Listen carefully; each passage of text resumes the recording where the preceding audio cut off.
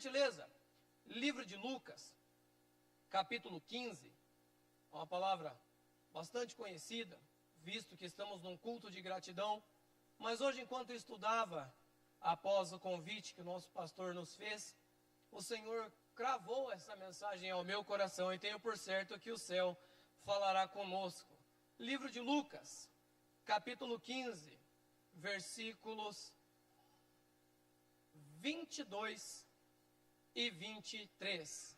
Livro de Lucas, capítulo 15, versículos 22 e 23, que nos diz: O pai, porém, disse aos seus servos: Trazei depressa a melhor roupa, vestiu, ponde-lhe um anel no dedo e sandálias nos pés. Trazei também e matai o novilho cevado. Amém? Comamos e regozijamo-nos. Amém? Glórias ao nome do nosso Deus. Essa passagem é uma passagem bastante conhecida. O livro de Lucas, capítulo 15, vai nos arremeter a 3 tipos de pessoas, a 3 parábolas, de pessoas que pararam ou se afastaram da caminhada cristã. No versículo 3 ao versículo 7, vai fazer menção da ovelha perdida. Aquela que iniciou a caminhada, mas em dado um momento da caminhada, acabou se desviando do caminho, mas o bom pastor foi atrás até alcançá-la. Do versículo 8 ao versículo 10, nós vemos a passagem acerca da dracma perdida.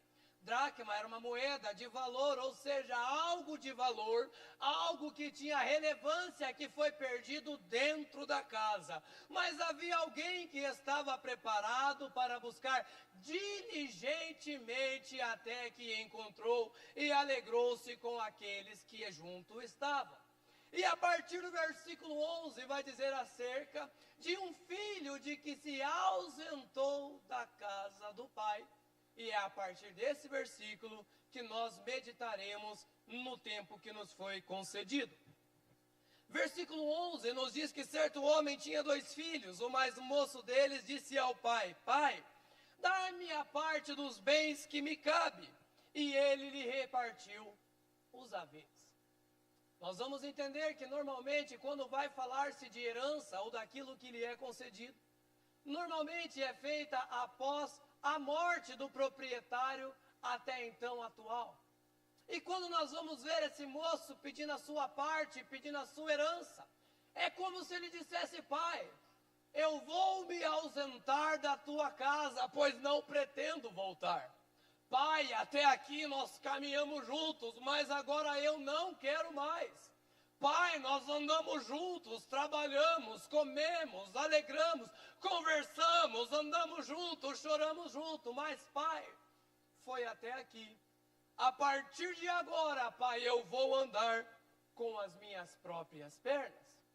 Versículo 13 vai nos dizer que então o pai, ajuntando as suas posses e dando a parte àquele moço, e o moço, ajuntando tudo o que era seu, partiu para uma terra distante, e lá dissipou todos os bens, consumindo tudo, vivendo dissolutamente. E a gente vai entendendo o perigo de nós nos ausentarmos da casa do Pai. Dentro da casa do Pai tem proteção. Dentro da casa do Pai tem cuidado. Dentro da casa do Pai tem sim adversidades, tem dificuldades, mas tem o Pai dentro da casa que sustenta, ampara, guarda, cuida, ama, protege, e ainda tinha o Pai. Mas aquele menino, aquele moço, resolveu pegar tudo quanto tinha trabalhado. Talvez quanto tempo passou num departamento, liderando, participando, orando, jejuando, consagrando, rendendo o seu louvor, a sua adoração. Talvez estava na porta auxiliando para que os que estão dentro da casa pudessem cultuar a Deus em segurança, sabendo que suas posses estão cuidadas, talvez na zeladoria, sabendo que a obra do Senhor estava limpa, feita com exímio cuidado. Mas chega um momento que ele junta tudo aquilo pelo qual ele trabalhou e opta sair pela casa do pai. E ao sair da casa do Pai, a gente vai ver perder tudo quanto acumulou. E o céu me permite te perguntar nessa noite, quanto você tem acumulado? Para que você fique brincando, hoje eu vou, amanhã não vou mais, hoje eu sou crente, amanhã eu estou mais ou menos. Eu não vim exortar você, até isso cabe ao nosso pastor, mas a mensagem que o céu acrescenta ao meu coração é essa, e eu preciso transmitir, porque senão serei cobrado. E a gente vai entendendo que aquele moço pega tudo que era seu e começa a gastar, a ponto de que, consumindo tudo, sobreveio àquele país uma grande fome e ele começou a passar necessidade. E quando nós vamos aplicar isso num contexto espiritual, gastou tudo o que tinha. As suas horas de oração já não tem mais. Os seus momentos de leitura da palavra já não tem mais. A sua intimidade com o dono da obra acabou. A sua amizade, o seu vínculo, o seu relacionamento com Deus foi se esvaindo até que acabou. E chega então uma grande fome. E aplicando no contexto espiritual é fome, e fome da palavra de Deus. Fome da necessidade que tem de estar alicerçado e aliançado com aquele que o vocacionou. Esse que vos fala nessa noite, aos 18 anos de idade, resolveu tirar umas férias. 18 anos, mando no meu nariz, agora eu não vou mais. Passou-se 3 anos, de forma bem resumida por causa do tempo. Fomos à casa do Senhor. O céu parece, permita-me a colocação, parece que naquela noite o céu parou para falar ao meu coração. E eu ia me lembrando dos cuidados do Senhor sobre a minha vida, da proteção, da segurança, da alegria de estar na casa do Pai, do amor, do zelo, da proteção, do sustento, do cuidado, da graça, da presença, das lágrimas, das alegrias do batismo com o Espírito Santo, o batismo nas águas. Aí começou a fluir uma necessidade que eu falei: Pai, eu não posso ficar ausente da tua casa. E no meio dessa escassez, até que eu voltava, vivi buscando uma maneira de tampar esse vazio no mundo. Talvez naquele momento aonde estava, os amigos eram suficientes, o álcool que estava presente era suficiente, mas havia uma realidade aguardando após chegar em casa. E quando chegava em casa, deitava a cabeça no travesseiro, não tinha amigo que conseguia fazer com que aquela saudade de voltar para a casa do Senhor sanasse. Não tinha outro meio de sanar, senão única e exclusivamente pela graça e a misericórdia do Senhor. Aí então, certa noite, me deparo, chego em casa de uma balada. E não se preocupa, eu não tenho vergonha de dizer, porque é bom dizer que Jesus faz, mas tem que falar da onde ele tirou. E aí eu chego em casa e encontro minha mãe orando: Senhor, obrigado por trazer meu filho mais uma vez em segurança. Eu bem sei que ele está andando de forma errada. Eu bem sei que ele está andando por caminhos tortos, mas eu bem sei que o meu Redentor vive e cuida dos meus. Talvez, Pai amado, ele tenha se esquecido da promessa. Talvez ele tenha esquecido do chamado. Mas eu, como mãe, não me esqueço e agradeço a Ti, porque ainda há esperança. E esse cuidado do Senhor foi tomando o meu ser. E a gente vai vendo que a necessidade do Senhor é tamanha. Porque quando nós nos ausentamos da casa do Senhor, nós procuramos sanar as nossas necessidades com aquilo que não satisfaz o corpo. Nós vamos ver que no versículo 15, então ele foi e agregou a um dos cidadãos daquela terra, e este o mandou para os campos a guardar porcos. E para o judeu, cuidar de porcos era o mais baixo escalão que ele poderia chegar. a ponto de que poderia ser classificado como humilhação, ainda que era trabalho, ainda que tinha sustento, ainda que tinha uma pequena provisão, era trabalho, mas era causado ou era tido como humilhação. E quando nós nos deparamos com esta realidade, nós vamos olhar para aqueles que estão neste mundo, peregrinando, tentando alcançar uma alegria que só há em Cristo Jesus. E essas pessoas vão tentando, talvez em outrora estavam na casa do Senhor servindo, hoje estão se enchendo de outras coisas que causam humilhação. Mas deixa eu te dizer algo, no versículo 17, então caindo em si disse: quantos trabalhadores de meu pai têm pão com fartura, e eu aqui morro de fome? Quantos na casa do Senhor que tem fartura? E permita-me a colocação, e eu não estou falando de dinheiro, eu não estou falando de uma casa boa e um carro novo, é bênção do céu, a tal ponto que Jesus, se o Senhor quiser, eis-me aqui. Mas o ponto principal é a alegria de ter Cristo Jesus na vida. E aquele moço cai em si, e o versículo 18 vai dizer: levantar-me-ei e irei ter como meu pai, e lhe direi: pai, pequei contra o céu e diante de ti, já não sou digno de ser chamado teu filho, trata-me como um dos teus trabalhadores. E algo que eu acho maravilhoso nesse contexto é a humildade deste jovem em reconhecer a necessidade de voltar à casa do pai. Já foi dito aqui nesta noite acerca de Naamã, e permita-me a colocação: o que muito tem atrapalhado a obra do Senhor é a síndrome de Naamã. Está leproso, está doente, está morrendo, mas não vai tratar, põe uma armadura por cima, querendo dizer que está bom, mas não está, precisa ser cuidado, precisa ser curado. Aí fala: Jesus, eu não vou perdoar porque não fui eu. Jesus, eu não vou lá porque não fui eu quem errou foi ele, quem errou foi ela, tem que me pedir perdão, senão eu não volto.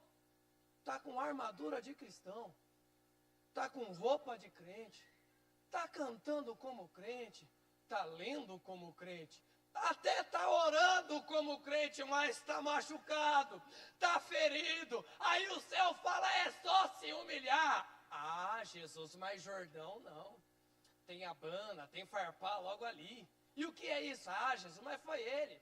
É só vir que vai falar comigo, que eu perdoo de bom grado. Mas Jesus te traz aqui nessa noite para te dizer: é para você se humilhar, é para você voltar, porque o mundo não brinca de ser mundo, o inimigo não brinca de ser inimigo, o céu é real, assim como o inferno também é.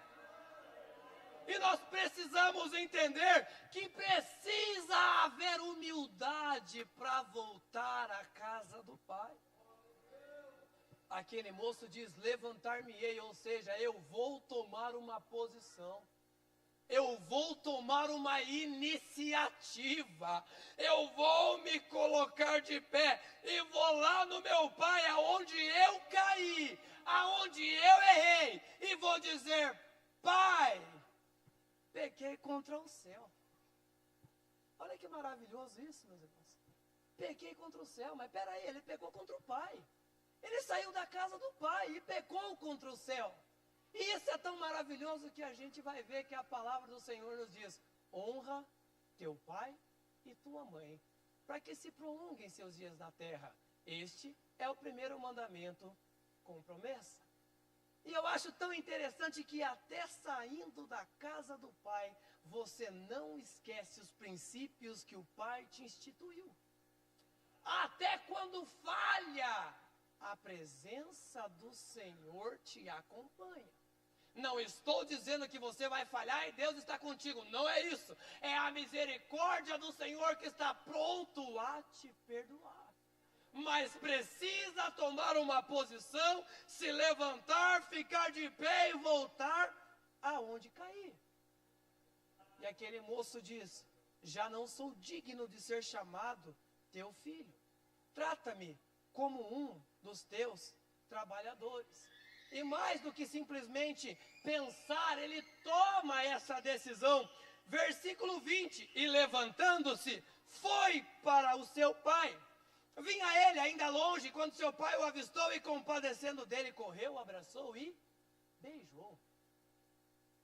E a gente vai aprendendo que quando nós falhamos, o céu está nos aguardando de braços abertos a voltar para a presença de Deus. O céu está te aguardando de braços abertos, mas você precisa tomar a iniciativa de voltar. Note que o pai recebe aquele jovem de novo na sua casa, no seu lar, na sua família, reintegra ele, mas o pai não foi atrás. O jovem precisou retornar. E o filho disse: pai, pequei contra o céu e diante de ti, já não sou digno de ser chamado teu filho. O pai, porém, disse aos seus servos: trazei depressa a melhor roupa. Quando nós vamos entender acerca da melhor roupa do cristão, é a roupa alva como a neve, purificada no sangue carmesim de Cristo Jesus, derramado na cruz do Calvário, para você e por mim, para que nós pudéssemos participar deste ato solene da Santa Ceia que estará ocorrendo logo mais. Aí ela fala: traz a melhor roupa, mas não basta só trazer. Precisa vestir. Não basta só dizer que é crente, precisa exercer. Não basta só dizer eu vou à igreja, precisa servir ao Deus da igreja, precisa ouvir a voz do pastor da igreja. Depressa, traga a melhor roupa e veste-o. Põe-lhe um anel no dedo. E quando nós vamos entender acerca da colocação de anel no dedo, para aquele tempo, quando o rei fazia um decreto, ele havia ou possuía um anel, que nesse anel ele tinha um símbolo real, que representava aquela família. Quando ele ia fazer um decreto ou colocar uma carta, então ele assinava, lacrava com aquele anel que demonstrava: foi o rei quem selou. Quando nós vamos entender a colocação da palavra do Senhor dizendo trade-lhe, ou melhor, ponde-lhe um anel no dedo, é o Senhor dizendo: põe uma aliança no dedo dele, põe uma aliança no dedo dela, que com essa aliança vai simbolizar que faz parte da minha família, simboliza que é meu, ele assina e eu decreto, é meu, pertence a mim, faz parte da minha família, aleluia. E também põe de sandália nos pés. E quando nós vamos entender acerca das sandálias nos pés, para o tempo em que havia a escravidão, normalmente os escravos eles não tinham sandália, sapato, nada que protegessem os seus pés, para que quando fossem fugir os espinhos que estavam na caminhada, ou até mesmo as ferramentas que tinham para que fossem cortantes aos pés dos fugitivos, então agora machucassem, ele não conseguia ir longe. Mas aí o Senhor, na sua misericórdia, diz: protege o pé dele, porque o caminho vai ter espinho, o caminho vai ter dificuldade, mas ele é meu, protegendo o pé ele chega mais longe. Não é esse espinho que mata, não é esse espinho que fere, não é agora que ele se machuca e para. Ele continua rumando a Sião. Trazei também e matai o novilho cevado, que era para fazer então um cerimonial de alegria. Deixa eu te dizer algo nesta noite. Eu não sei da maneira que você entrou na casa do Senhor. Talvez você até mesmo pensou: esse é meu último culto. E eu falo isso porque quando eu saí, eu estava na igreja e disse: Jesus, esse é meu último culto. E realmente foi. Então, antes que você saia, deixa eu te dizer uma coisa. Talvez você disse, é o meu último culto. Eu paro aqui, não venho mais, não aguento mais, não consigo mais, eu vou parar. O céu diz que há alegria quando você está presente na casa do Senhor. No meio do cerimonial familiar, o pai manda um sacrifício para que haja alegria. E esse sacrifício foi posto na cruz do Calvário para que você estivesse aqui. Então, alegremo-nos com ele. E para encerrarmos, que meu tempo já acabou, porque este meu filho estava morto e reviveu, estava perdido e foi achado, e começaram a alegrar-se. Glórias a Deus.